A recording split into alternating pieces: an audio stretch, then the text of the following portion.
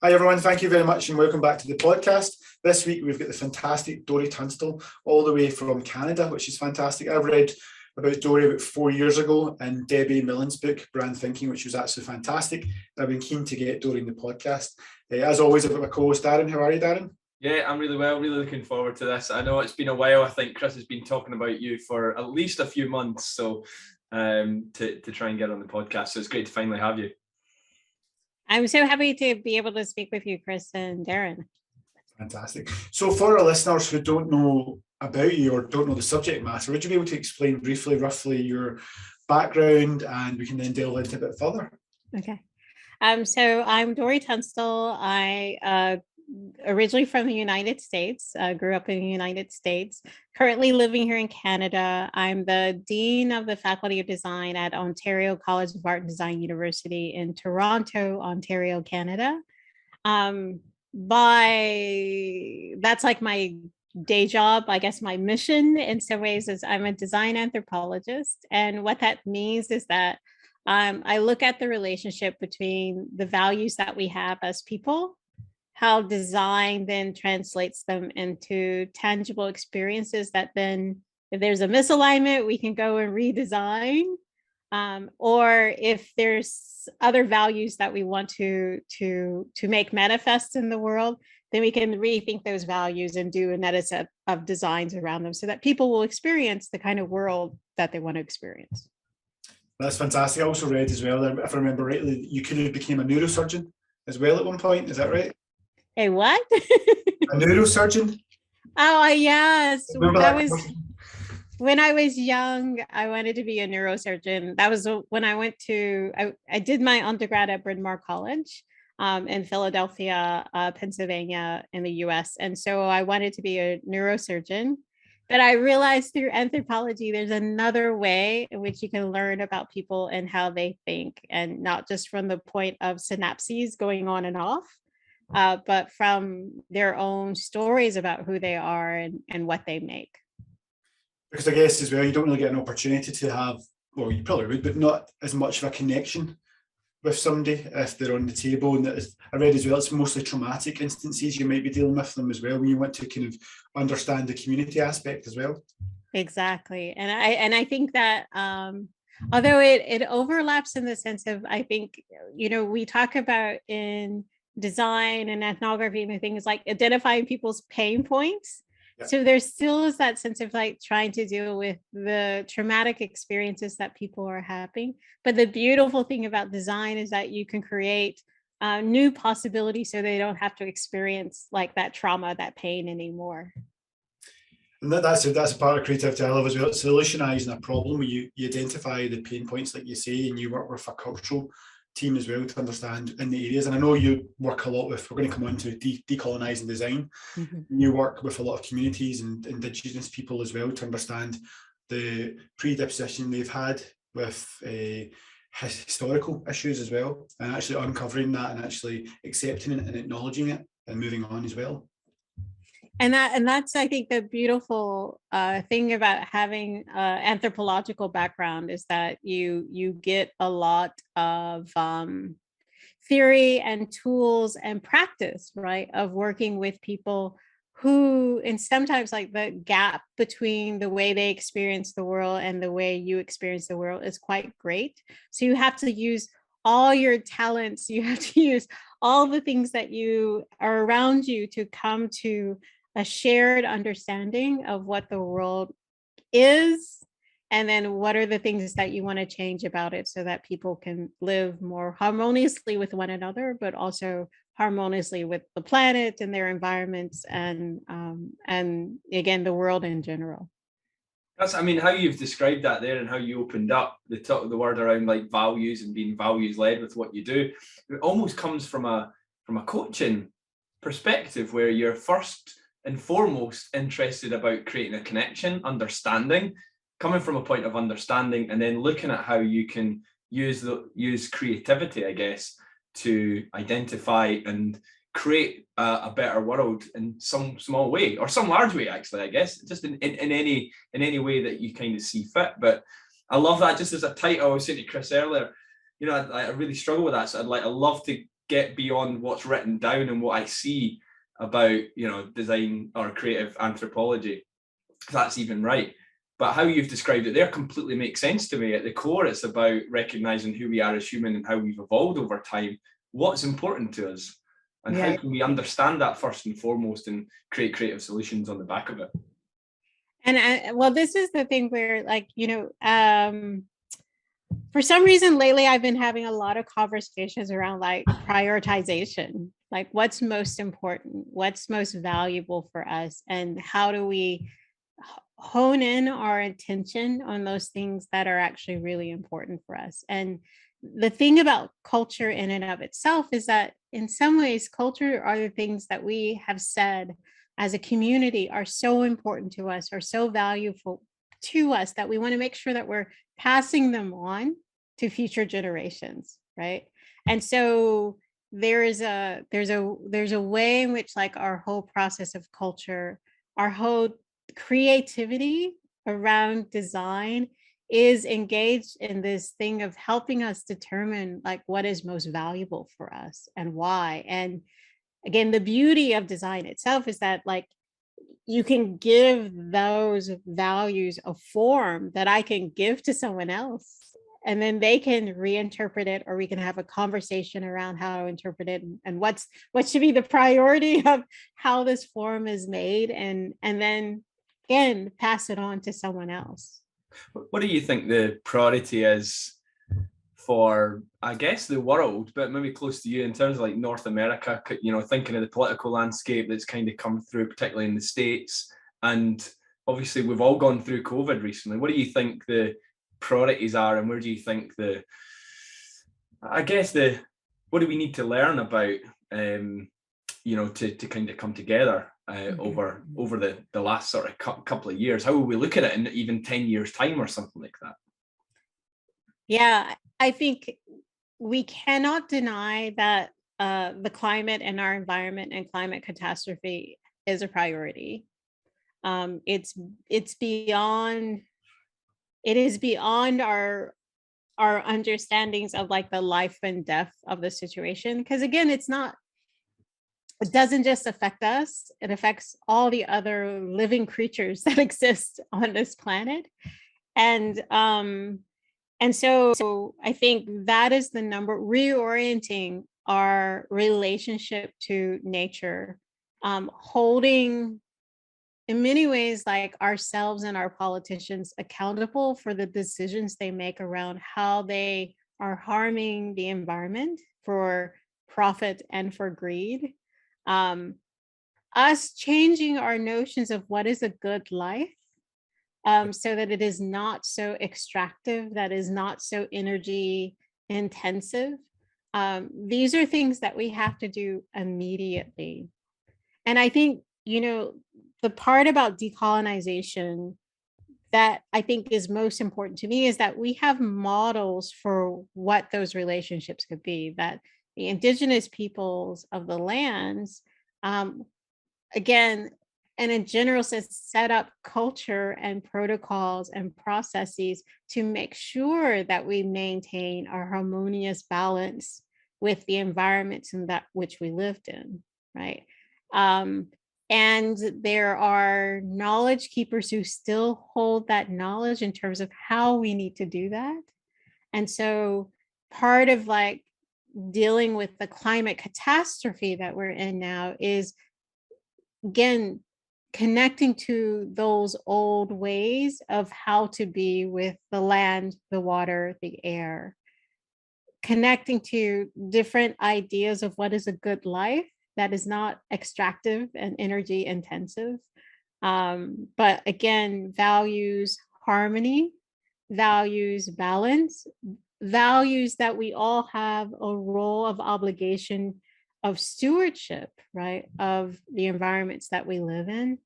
That to me, this has to be solved 100 years ago, but definitely today. And what we're finding is that we're losing our tomorrow. We're losing the potential for tomorrow if we don't address it now at the moment.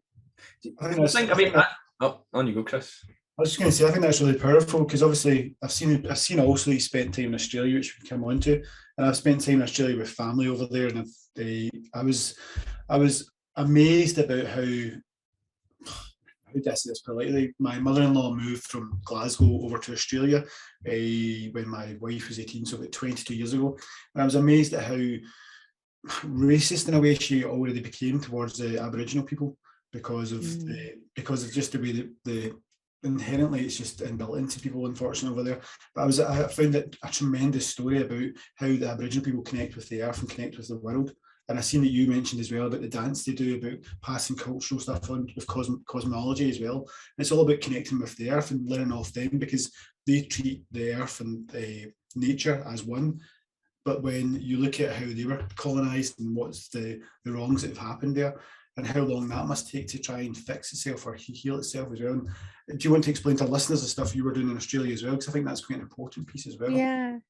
I lived in Australia from about 2009 to 2015. So I was the Associate Dean of Learning and Teaching at Swinburne University of Technology, and I was also Associate Professor of Design Anthropology. And what the thing that I most value about that experience is actually being able to work closely with Aboriginal and Torres Strait Islander communities. Within NARM is actually the original name for Melbourne. And it, in that process, so in the work that I've done all my life, I've been interested in social justice. I've been interested in, equity, fairness. It is there in Australia that I really learned about what decolonization is and what it means. And it's, people like, Elder Carolyn Briggs of the Boonwurrung people, students at the time, like Miles, who opened me up to a deeper understanding of what does it mean to be a person who's been connected to land. In some cases, you can trace back 65,000 years, right? To have that sort of deep knowledge of a place, to know at every moment what impact you have. At the same time, to have that journey of knowledge disrupted by colonization, right? And, the colonization that happened in Australia was exceptionally brutal, mostly because as many people, well, again, it's a complex problem. As in many ways, the wealthy of Europe decided to deal with their political and population problems by sending those who are less wealthy and poor to Australia, to Canada, to the States, to all of the places that are defined under the Commonwealth, and in the case of England and Great Britain, that movement, that in the learning of how you dominate a land, how you dominate a place, was already learned in Europe in terms of, again, Great Britain is called Great Britain for a reason. And all of the people who've been brought into that greatness, there was lots of struggle and conflict in that process. And so that process just got transformed and transplanted into another place. And because you had the space to other in a way that, again, an Aboriginal or Torres Strait Islander person is visibly different from an English person or a Scottish person. So you can do that othering in a way that says, oh, this person, I don't even recognize them necessarily as human. So I can do really terrible things to them and feel justified in doing that, in the same way that I feel justified in cutting down a tree, because I don't see it as a living entity in the same way that I feel justified in, like killing an animal. And so there is a particular brutality to the Australian colonization process.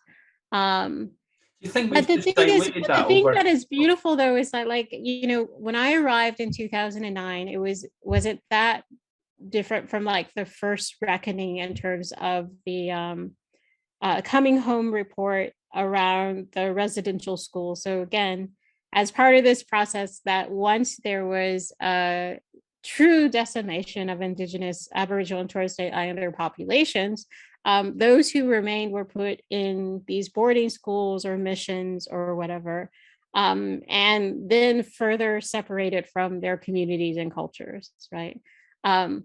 There was a reckoning that happened in Australia to recognize the harm of that. And so this is a thing where, again, healing can happen much faster than we think it could, because when I arrived in 2009, and by the time I left in 2015, that again, working with the Aboriginal and Torres Strait Islander communities and people that I was like engaged with in this, in figuring out what design could mean to them, right? They talk about like their optimism that they had for their young people. They talked about their greater a feeling of effectiveness of being able to engage the political structure in such a way that they felt there's a possibility for reconciliation, right? That was the term. And so there was just within that span of even just, you know, 6 or 7 years that I was there was a huge shift in the way in which Aboriginal and Torres Strait Islander people felt it was possible, because you had an apology from the government. You had a government mandate around, again, every business, every school had to write a reconciliation action plan. What is it that they're going to do to bring forward reconciliation? What is it they're going to do to recognize Aboriginal and Torres Strait Islander people, right? And that even those acts were tremendous acts of healing, because they opened up possibilities for Aboriginal and Torres Strait Islander people and communities that they felt were closed. And then that meant economic opportunities, which then allow them to have greater control over resources. Economic opportunities then meant that they could feed their children and allow them to grow healthy. And again, there's still a lot of work that has to be done. But I would say, you know, like even in the span of 10 or 20 years, once you begin to make amends, recognize the harms that's been done and make amends, the process of healing can happen very quickly, right? And in that multi-generational part, like what I love about the way in which Indigenous communities are talking about decolonization here in Canada is in some ways they describe it as like creating the conditions in which you break the intergenerational cycles of fear and violence and deprivation in some ways. And that goes back to that cultural thing, right? Of like, what are the values that you want to bring forward into the next generation? You want values of health, you want values of care for your environment, which is tied to your health. You want values of being able to manifest and explore your history and your present and your future in a way that is understood and appreciated by others. These are the values that not just Aboriginal and Torres Strait Islander peoples want, but we all want to have in the world. And removing the structures of hierarchy and domination is what allows that to flourish. Right. Yeah, and that's, I mean, there's so much in there, and I think you've touched on the bit I was going to just speak about around like the structures and hierarchy and kind of unwinding that. I would class myself as an eternal optimist. Yet I am deeply, I've got 2 young kids myself. I am kind of deeply concerned about the political structures that we have in place globally, where typically people are in for 4 years. Now, if I had a 4-year plan for anything, I'm going to be fixed on what gets me that second term, or I'm going to be fixed on what I can do to win that next election for my party. And therefore, we as a human race, we've as the Western world, primarily, and we're trying to create this across we've created this across the planet to a greater or lesser extent, and Britain played the biggest part in that. Not for good, I'm saying. And I guess having that set up, I feel like it's almost like we're trying to ice skate up. I think if you took people, regular, a cross section of society, and you got them in a room and you had a chat, I guarantee that there's going to be understanding there. There's going to be empathy. There's going to be communication, understanding, listening. And yet we busy ourselves with these structures that pull other things in place. It gets us to play political games and, go for objectives. You mentioned priorities earlier that are just, they are not a priority. These are all things that are tertiary at best. Like, what's your take on, I guess, our chance of success, against kind of these things, these big existential issues around climate? What is a good life? This Instagram, I know you're very fit, but this Instagram, like swiping left and right relationships, sort of, where do you see we stand against trying to work against a political structure which always pulls us in different directions and almost wants us to be at odds with each other? So this is what I love about design, because I think to be a designer requires that you be an optimist, and the optimism comes from the fact that your role in many ways is to explore different possibilities, right?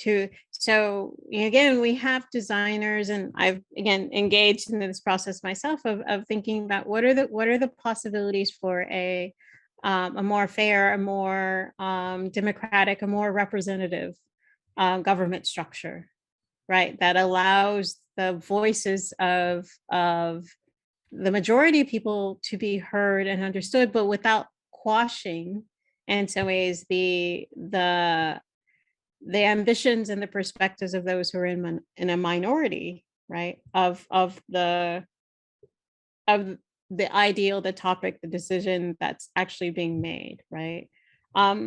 So for me, I always feel a little bit of optimism, because I'm always trying to explore what's the possibilities, and I'm never satisfied with the fact that there's like a status quo that has to be maintained.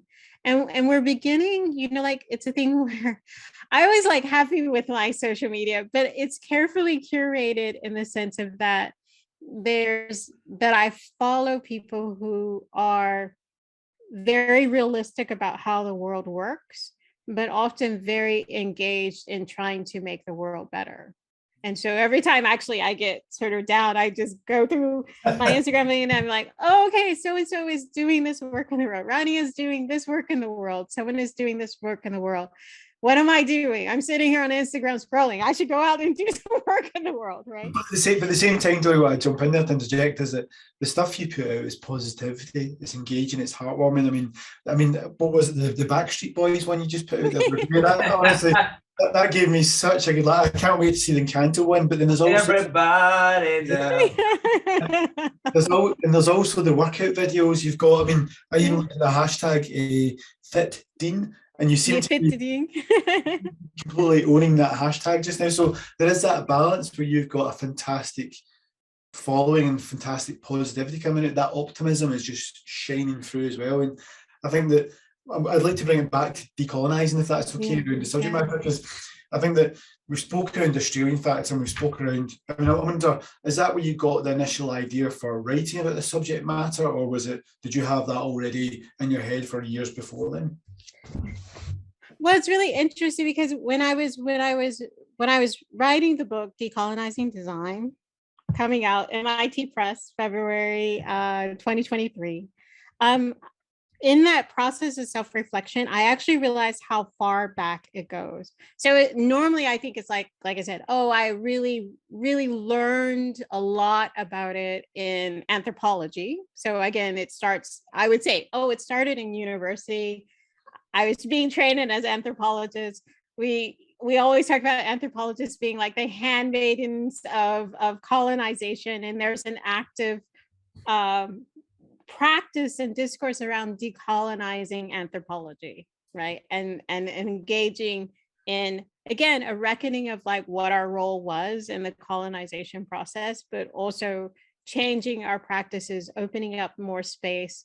So for me, I've always thought about it from that anthropological perspective, so that when I encountered it in the sense of Aboriginal and Torres Strait Islander expressions for sovereignty, then it's like, okay, this makes sense. Then when again, like as I evolved my relationship to design, like again, design is an amazing tool of creating new possibilities. So we can critique what has happened in terms of like colonization, but you need, in some ways, or I felt you need a designer's lens to be able to say, okay, we know we don't want this, but what is it that we want to have? Let's then focus our energy on what it wants to have. And so I think my positivity, right, my sense of optimism comes from the fact that I am deeply engaged in not just the question, like I have to talk about like what's happened in the past to provide people with the context for why we're actually exploring these other possibilities and these other futures and presents that we want to do.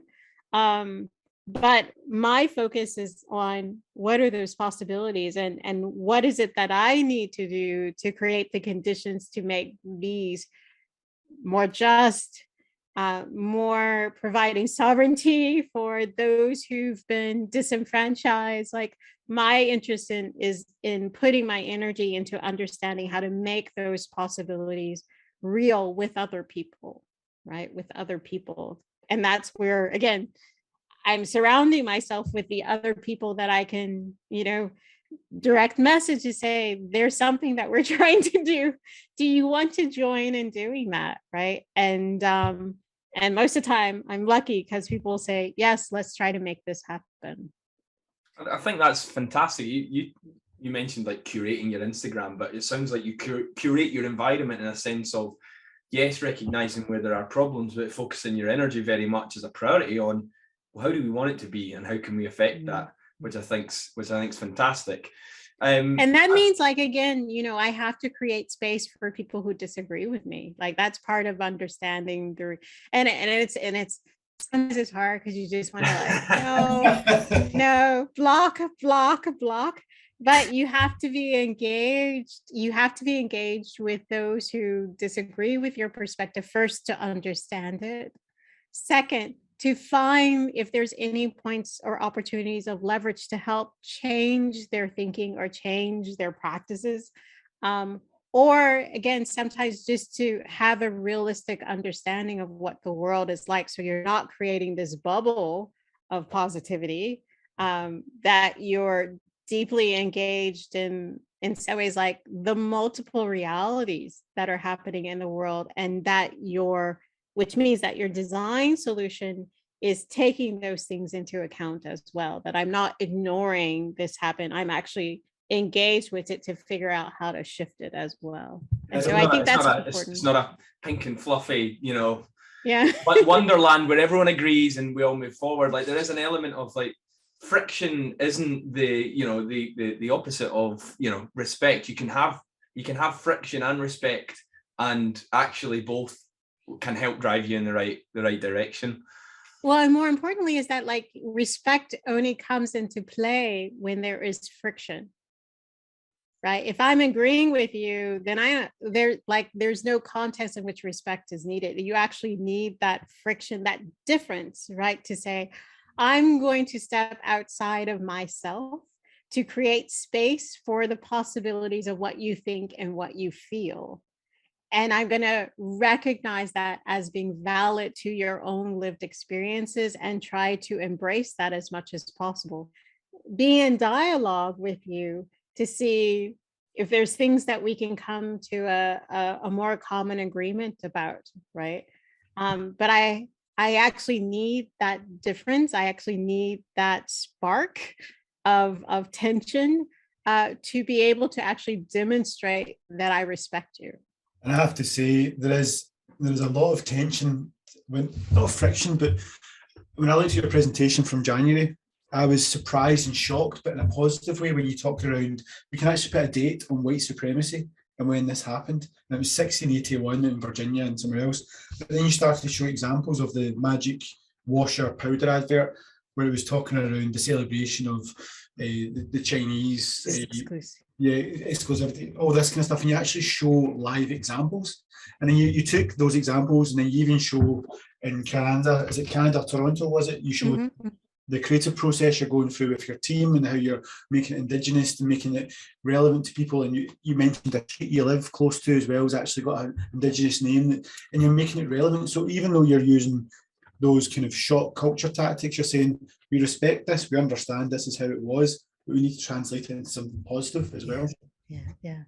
Well, and and it's a thing where I don't do it for shock value. It's just that again, this is part of the challenge that we have, is that we've in design, we've told a very narrow story about what design is, like something that happened in the 1800s in Europe.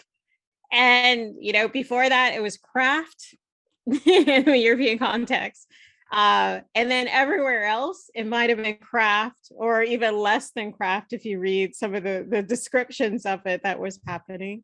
And so there's a way in which we've told this very narrow story so that people don't really know anything outside of that narrow story. So for me, it's that setting that context. You may not know this, right? And it matters because, like, even if my students don't, like my Indigenous, Black, Asian, Muslim, my students, like, even if they don't know the facts and figures of it, they feel it when they walk into a design studio, when they walk into a design class, and all of a sudden they don't know why, but they feel like they don't belong, right?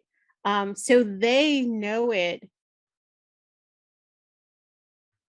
My work is just to show this again, these are values that we have and still have, and we've given them tangible form, and that tangible form has been hurtful to many communities who, again, it's not like they can shut their eyes or not hear it or feel the effects of these things. So we need to design better, right? But in order to do that, like we need to understand, we need to make better design decisions. So let's then create the conditions in which better decisions can be made.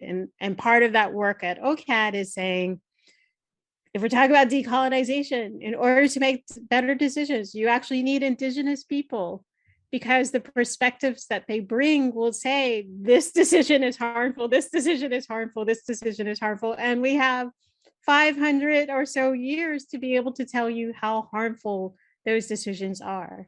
So they need to be in the room where decisions are getting made in order to provide that perspective that changes that design decision, right? And then you find, like, that's not enough. You actually need more diverse perspectives that are in the room. And in many different ways, like this is where we talk about, like, inclusion. It needs to be differences in gender. We need to have cognitive differences represented. We need to have racial and differences.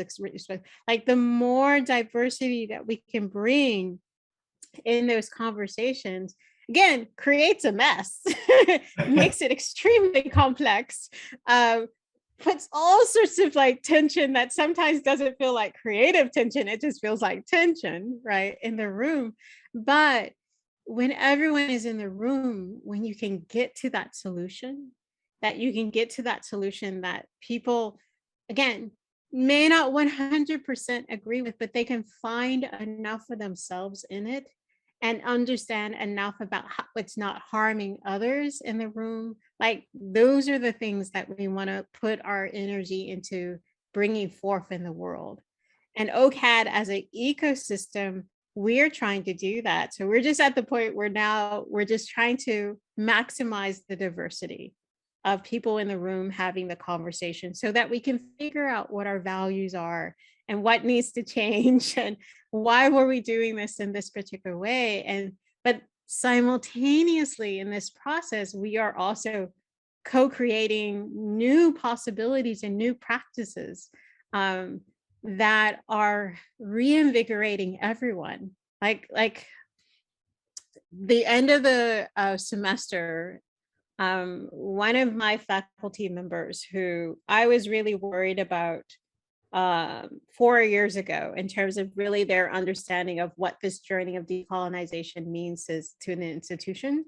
And they were, I would say this, like, not resistant, but they were highly anxious about what it meant for their positionality as a white, male, elder person who's been, doing design for multiple years.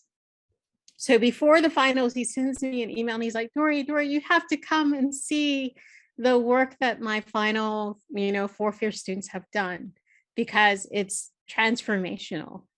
And it was beautiful. So I showed up, and the projects that he showed was these beautiful projects of, like, again, Nigerian student working in Lagos, because that was one of the positive things actually that came out of the pandemic, is that students could work at home, working with a grid, but not the Swiss grid, but working with a grid that was based on the grill that was used to cook meat.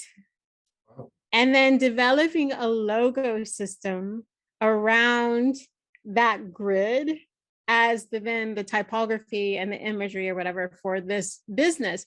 And the student was excited because there isn't like a deep graphic design professional community there. So all of a sudden he's demonstrating this is the power of design, right? In terms of helping to better communicate what you're about. But the faculty member was super excited because he now saw that if I give space for them to bring in their authentic selves into this design practice, what innovations and new thinking come out of it, and new practices and new sense of relevancy for design is possible, because I'm not trying to make him a Swiss designer, right? And it's reaching places where, perhaps it's unfair to say, but maybe he couldn't reach. We all need help to reach. And unfortunately, I think politicians understand this better than anyone, but usually it's to curry votes. But I think that idea of giving up a little bit of control for your perspective and how you see things, inviting a little bit more in, actually allows you to expand the impact that you can have elsewhere. Right. And that's where, again, that respect becomes important, right? It's like, I'm opening up to the possibility of you, and I am transformed by that opening, right? In ways that if this is done in respectful engagement and relationality, like, that transformation is going to be positive, right? Not a negative one. And that's what I've read as well, which I found fantastic. It's about respectful design, and it's looking at the future as well. How will this impact people, generations to come? So it's been respectful in that manner. So, I mean, just to kind of try and sum this up as well, I'd seen there's different narratives here about different steps that you've there's been implemented in decolonising design. Is there a 6-step process that you're going through, or have I misread some information? Yeah, I mean, it's a process, and they don't have to all happen in the same order, but this just happened to be the order in which we did it at OCAD. So the first step was like recognizing Indigenous demands, right? So again, the original sin in the context of colonization was the harm done to Indigenous communities. So if you're going to repair at the underlying level, the things that are harmful and wrong with your society, you have to repair that relationship first, right? Then and simultaneously, you have to own up to, in our case, okay, like our white supremacy. So we've been doing this from 1681. What does this mean? Can we change our values, right? Can we change our values from, what Otan and all these scholars talk about like white supremacy as a set of values. It's not just about the skin, it's about values that have now been put into processes and policies and laws and all these sort of things to make some people, some groups of people, you know, not even second class citizens, like just not even citizens at all, right? And the harms that come from not feeling protected by the law, the institutions, the education system, et cetera. So as an institution, we had to own up to that. And then again, the things we did were then beginning to make amends. So the third step was building authentic relationship to Indigenous, Black, and POC communities. And when I talk about this, I would talk about like me embodying that by just being everywhere that the Black community was. And then I did a lot of work with the Indigenous community, just being present and open and willing to share. So again, I'm from this powerful institution, you know, almost 150 years old, by showing up officially, right, as a representative of that institution with a sense of open arms. What can we do with you? What can we do for you? That changes that relationship and makes the community feel like, oh, this is actually, institution is actually part of us, which means we can put demands on it. We can be entitled in our feelings around those demands. And for me, when people started feeling entitled, I was happy because it meant they stopped seeing the institution as a harmful other, right? Then when hiring, like one of the problems with hiring is that you decide what it is that you want. We want an interaction designer, but that may not make sense to the community that you're trying to embrace. So the other thing we did was write our position description so it called out to individuals in the way that they want it to be embraced. So like for the Black cluster hire, we were like, are you into hip hop culture? Are you into Black representations? Are you into all the, you know, like it's a thing where just from a designerly perspective, using the language that's resonant with the community you want to embrace, they see themselves and they're like, oh, I can apply, right? But once you, in the process of bringing them in, you have to change your standards to take into account that for many communities, they've been structurally excluded. So again, using my design tools is like, okay, we have a persona, which is an academic, and all of our position descriptions are written for this person. But actually, there's like people who are doing amazing work who've had nothing to do with post-secondary sector. So let's create other personas to recognize like their excellence, but just in a different domain. And maybe work, where they're, and we call this a praxis star. The domain may be within communities themselves, and we call those community connectors. And again, they're doing things that you're looking for, like they're sharing knowledge across different generations. They're giving presentations. They're bringing in resources. Like they're just doing it in a different domain than normally we think of when we're looking at just an academic. And then lastly is the critical mass. And that's what I was talking about before, is that you need, if you have one person in the room, they may not feel that they have the space to speak up, to be honest about what they're thinking and feeling. When you begin to create a critical mass, where I could look across the room and see someone who's probably thinking the same thing that I'm thinking, then I feel I have more courage to say what I'm thinking, which again provides that diversity perspectives to the decisions that are being made in that room. And so critical mass is important to create that sense of like, I may not be safe in all aspects of the institutions, but I have found these oases of safety where if I go out and I'm speaking and being myself in the fullest way, and that's exhausting, I can come back and relax and recharge. Or this place becomes the place where we begin to expand more and more the space in which we can feel we can bring our full selves into the institution. And that last point around, like I often think about, you know, and you'll know this is better than anyone from an anthropological perspective, but thousands of years ago, deep in our psyche is about feeling part of a community, because if we're part of the community, we're safer.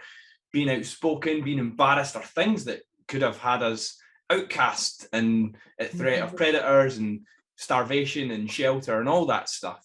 And therefore that critical mass is kind of trying to create enough of a feeling of oneness without detracting from the creative process. Like, it's almost giving that comfort to speak out and have a say, whereas you're not feeling like a single person, a single outlier, which none of us will want. No. I think, and the beautiful thing that's happening is that, in this space where we've created some space for like the difference of Blackness, we've created this space for the difference of indigeneity, is that everyone else now is focused on like, I can be more of me.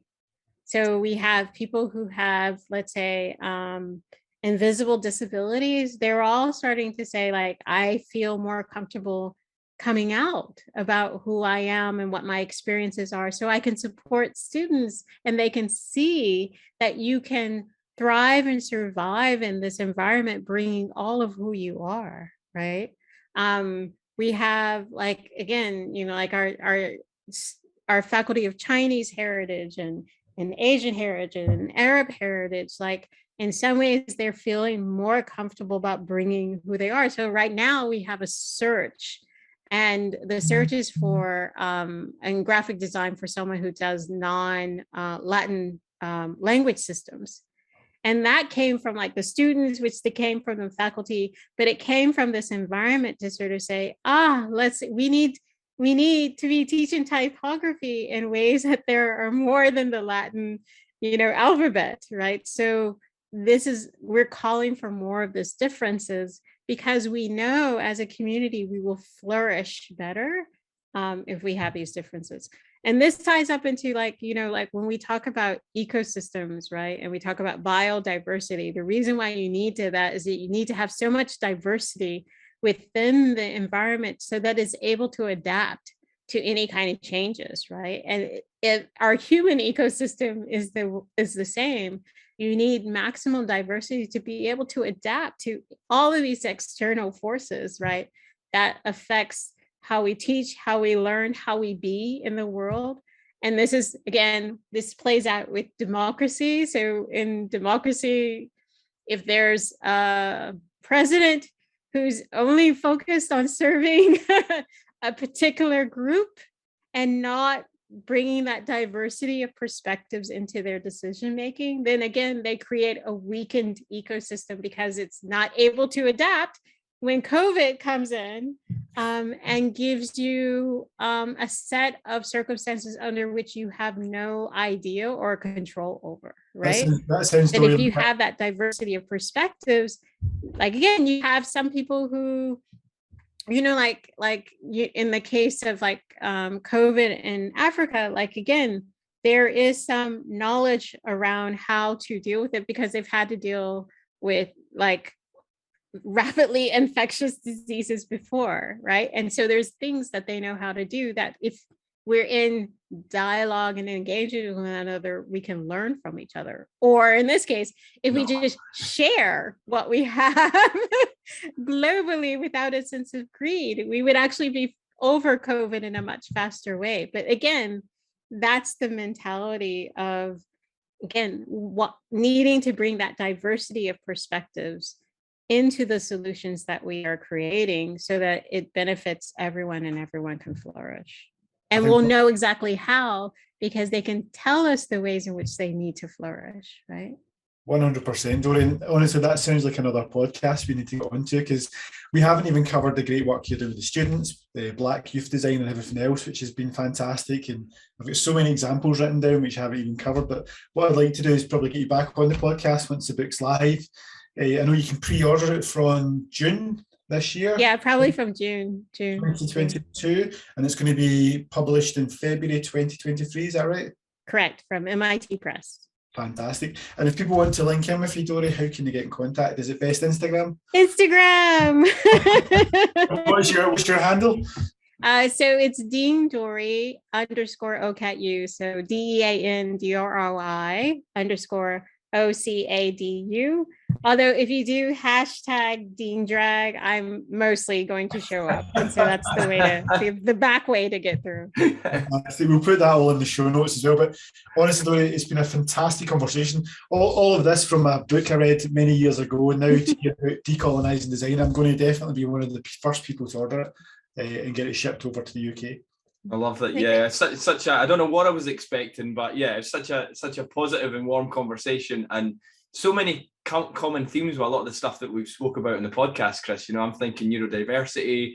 We had Ben on talking about be more pirate, and this idea that what we could learn from the pirates who were, you know, they were colonists almost in a way, and really rule breakers, but very much more inclusive than the colony at the time. And how much we can learn from some of these, you know, maybe marginalized groups of the past and kind of bring that into our learning of today. So listen, it was a fantastic conversation, and it would be a pleasure to have you on some point in the future. I will. Chris and Darren, I'll be happy to come back anytime. Thank you very much. Okay, Dori, good luck, and we'll talk to you soon. All right, be well and be safe. You too. As always, thank you so much for listening to the Pop Pod this week. If you'd like to leave a review or share the podcast with others, then that'd be awesome. You'll find us on Instagram at the Pop Pod, and on Facebook we have a community group called Purpose to Progress that anyone can join. And we'll be back every Monday with a new episode, but until then, stay on purpose, and we'll see you next week.